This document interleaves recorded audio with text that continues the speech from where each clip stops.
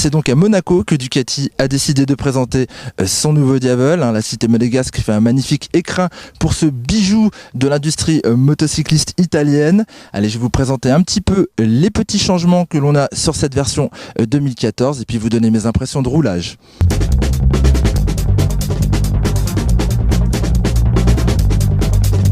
L'évolution du Diavel 2014 commence par la partie esthétique avec un nouveau feu avant entièrement à LED. Au-dessus, le nouveau saut de vent qui a été retravaillé, un petit peu plus dynamique. Et derrière, on a un nouveau pontet sur lequel est fixé un guidon qui a été rabaissé, ramené vers le pilote pour favoriser son confort. Comme le fait que l'on trouve une selle un petit peu plus creusée qui maintient parfaitement. Au registre des modifications esthétiques, vous avez remarqué ces magnifiques jantes en aluminium coulé, des jantes à 14 branches qui seraient plus légères que sur l'ancienne version du Diavel, mais les principales modifications se trouvent au niveau du moteur.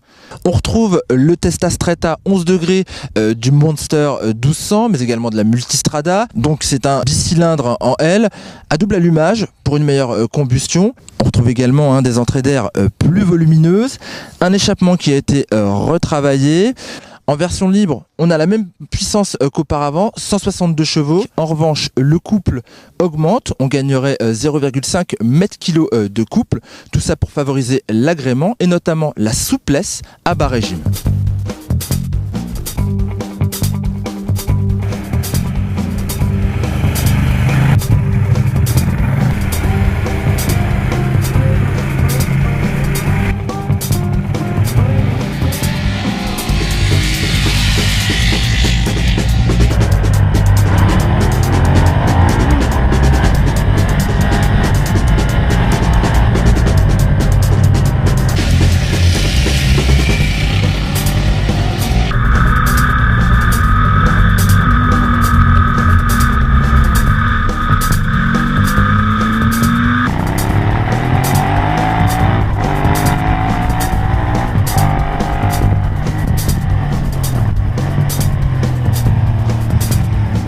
Alors côté sensation de roulage, on retrouve ce qui était très surprenant sur le premier Diavel, c'est quand même une machine avec un empattement assez conséquent, assez volumineuse et pourtant elle est bien équilibrée déjà dans un premier temps. Et puis dans un second temps, il faut quand même dire que Ducati a pas mal travaillé sur la réponse à l'accélération, quel que soit le mapping. Alors bien entendu, lorsqu'on se retrouve sur le mode urbain ou sur les modes touring avec une puissance délivrée de façon assez progressive, on maîtrise plus aisément son sujet.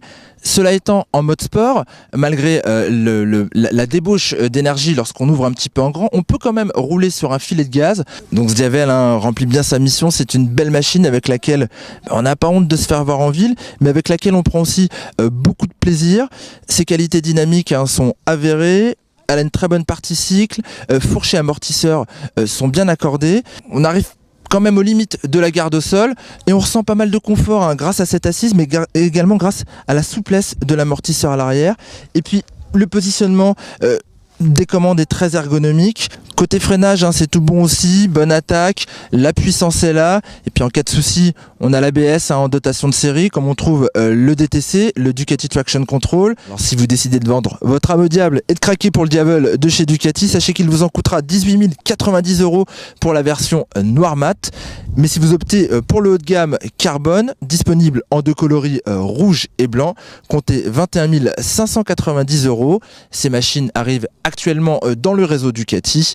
Si vous voulez tout connaître de notre essai dans les détails, je vous invite à nous retrouver sur motostation.com. Je vous dis à très bientôt.